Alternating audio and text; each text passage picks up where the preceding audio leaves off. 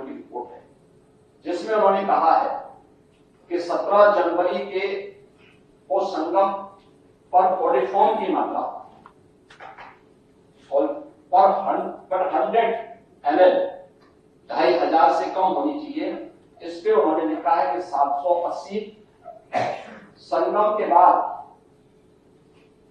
वाराणसी की ओर जाने वाले घाट पर 280 और यमुना के पुराने ब्रिज के पास यह 760 के आसपास इन्होंने इसका आंकड़े जारी किए हैं।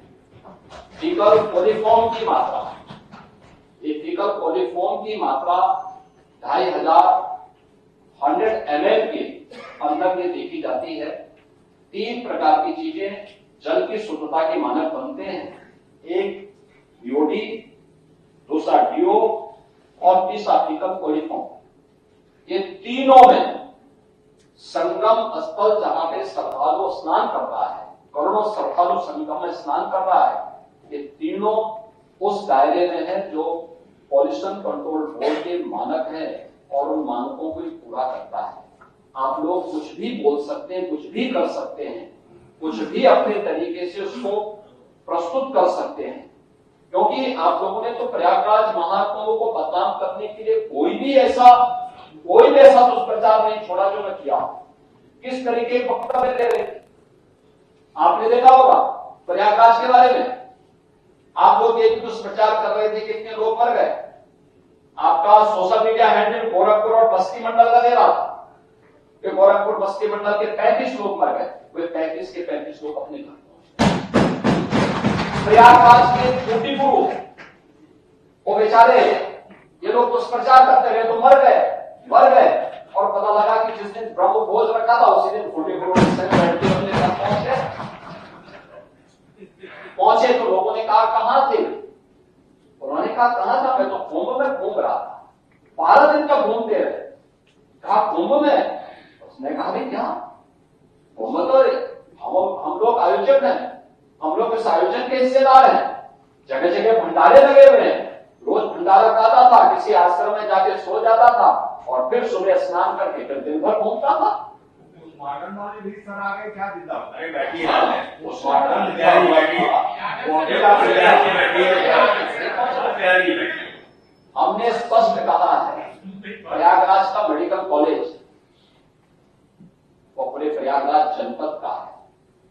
प्रयागराज में कुंभ क्षेत्र एक अस्थायी जनपद बनाया गया है और प्रयागराज जनपद अलग है। पूरी कमिश्नरी का प्रमुख मेडिकल कॉलेज है।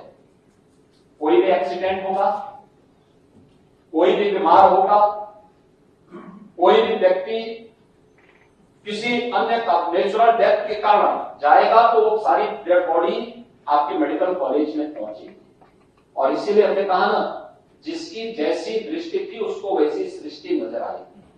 और ठीक कहा, सोशल मीडिया हैंडल पे जो सज्जन इस पे टिप्पणी कर रहे थे कि गिद्धों को केवल घासी नजर आ रही थी, उनको स्वच्छता नजर नहीं आ रही थी, उपचार हो रहे हैं ये नजर नहीं आ रहा था। वे केवल इस पे नजर लगाए थे कैसे बदनाम कर सके। कोई पार्लियामेंट में कह रहा है हजारों लोगों की मौत हो गई। डिजिटल कुंभ का परिणाम है 28,000 लोगों को उनके परिवारजनों से मिलाने का काम किया। और हम लोग परेशान इस बात को लेकर थे कि घर की पत्नी को वहां गुम करने के लिए लोग गए, लेकिन पता लगा कि वो फिर से डिजिटल कुंभ में फोन करके परिवार वालों से मिला दिया। एक बार नहीं 3 दिन बाद मिला दिया। इनकी परेशानी तो इस बात को लेकर थी। तो ये महोदय, ये सभी चीजें वहां पर हम लोगों को इस रूप में देखने को मिली। लेकिन समाजवादी पार्टी का जो आचरण इस देश से था वह, या कांग्रेस का जो आचरण था वह किसी भी दिशा में भारत को बदनाम करने, और मैं तो बार बार कहता हूं कि आपकी लड़ाई बीजेपी से हो सकती है, लेकिन आप बीजेपी से लड़ते लड़ते कभी भारत से ही लड़ने लगते हैं। मत लड़िए भारत से, देश आपका भी है, जितना अधिकार हमारा है उतना ही आपका भी है। भारत के महापुरुषों के प्रति इस प्रकार की अलग टिप्पणी मत करिए। आज आपका स्वार्थ आया तो आप संविधान की पट्टी लेके घूम रहे हैं, लेकिन जब कन्नौज मेडिकल कॉलेज का नामकरण बदलने की बात आई, आपने बाबा साहब भीमराव अम्बेडकर के नाम पर बने हुए मेडिकल कॉलेज का नामकरण हटा करके उसको केवल राजकीय मेडिकल कॉलेज कंपोज कर लखनऊ के भाषा विश्वविद्यालय का नाम मान्यवर कांसीराम जी के नाम पे था। एक परंपरा थी, किसी सरकार ने रखा, उसको चेंज मत करो। और फिर ये सभी सामाजिक न्याय के पुरोधा है। अपने समाज के लिए उनका कुछ कंट्रीब्यूशन होगा, क्यों आप उनकी आस्था को आहत करते हैं? लेकिन नहीं, इन्होंने उस भाषा विश्वविद्यालय से उनका भी नाम हटा दिया। ऐसे ही सहारनपुर मेडिकल कॉलेज का नामकरण से भी ये लोग सामाजिक न्याय की बात करते हैं। इन्हें जो कॉरिडोर बनाए गए प्रयागराज में, अक्षयवट कॉरिडोर, इनके नेता कहते हैं वो अकबर का किला है। अक्षयवट पहले से है या किला पहले से है? अक्षयवट है। अक्षयवट की अगर आप चर्चा करेंगे तो वेदों में उसकी चर्चा होती है, पुराणों में उसकी चर्चा होती है, अर्वाचीन ग्रंथों में उसकी चर्चा होती है। अकबर का कालखंड कितने समय हुए, लेकिन ये कहते हैं कि ये अकबर का किला है। सरस्वती कूप है वहां। सरस्वती कूप के बारे में कहते हैं कि सरस्वती नदी बहती है। अब दृष्टिकोण देखो ना, तो कभी देखे नहीं। अगर अक्षयवट कॉरिडोर का निर्माण सरकार ने किया, इनको ऐसा फालतू लगता है। सरस्वती कूप का कॉरिडोर का निर्माण किया, तो इनको फालतू लगता है। बट लेटे हुए हनुमान जी जिनका अभिषेक करने के लिए मां गंगा प्रतिवर्ष आती है, अगर वह कॉरिडोर का निर्माण किया तो इनको एक पैसा फालतू लगता है। श्रृंगवेरपुर में निषाद राज का कॉरिडोर बनाया, भगवान राम और निषाद राज की प्रतिमा स्थापित करके कॉरिडोर बनाया, जिनको एक पैसा लगता है। महर्षि भारद्वाज का कॉरिडोर बनाया, जिनको एक पैसे फालतू बेकार लगता है। अगर हमारी सरकार महाराज सुहेल देव का भव्य स्मारक बहराइच में बनाती है, विजय स्मारक बनाती है, जिनको एक बेकार लगता है।